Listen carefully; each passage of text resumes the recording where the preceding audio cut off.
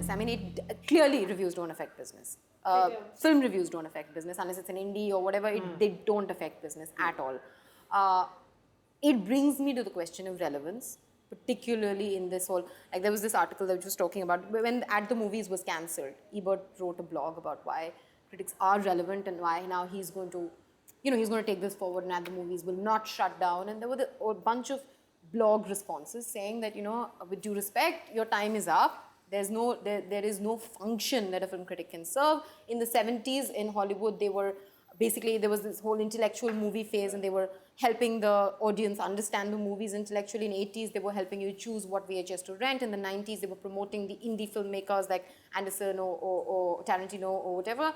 Now, when there is a Netflix which is telling you who's renting what in your area, when all of that is available to you, there's absolutely no relevance of a film critic. Yes, we spoke about the fact that a film critic is perhaps able to articulate better or is a better writer, but all these, I mean, even in India, there are about on the contrary, dozens of reviewers. I mean, anonymous reviewers, all those on Twitter and everything. Is there even? I mean, how do we see ourselves now? So I think, and correct me if I'm mistaken, actually the reviewer is a lot more prominent than he used to be. Not individual reviewer, not Anupama Chopra, not Raja Sen, not Rajiv Masant, but as an aggregate, that's what everyone seems to talk about. Acha reviews hai. They've become an aggregate. That's what's changed. As against, this is what Khalid Mohammed said.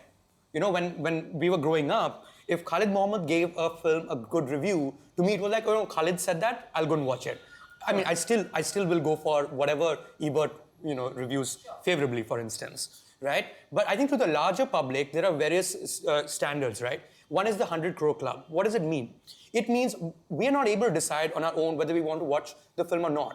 That means, acha, ye film hit hai, but it's made 100 crores. That means that many people have decided on your behalf and therefore you'll go and watch it. That's a review of its own, right? The other is, of course, all the reviewers are saying it's a great movie. Now, that who constitutes that reviewer is kind of fuzzy in the mind of the reader.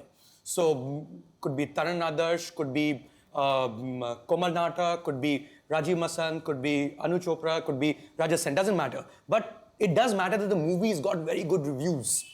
So I think what's died is the cult of the individual. I think I may be mistaken, but I mean, no, you guys contribute because I think that's also, what I feel. That's also because now there are so many. I mean, there was a time when Khalid Mohammed was the star critic because he was, in a sense, the only voice in a paper that was the most widely read paper. Now there's just. And at the same time, there was only Doordarshan, so that's the world we lived in. I just think that each of us or whoever, like any critic out there, has a particular audience who is in some way believing it. If my people who comment on my reviews are to be believed, if I give it 2 stars, they think it's great. Or it's the other way around, basically. But I think there is an audience that is responding to your review. It might be a small audience, it might be something. But I think because we are doing it over a period of time, that separates us from the bloggers who might be, and there are some bloggers out there who are doing a really good job. There are independent blogs which are carrying on. And I think the perception comes in when it's a question of credibility. After a point, when you're seeing that this person's been blogging on movies for 4 years now, and then you can take them seriously beyond the point. I mean, we all have to accord that importance to them.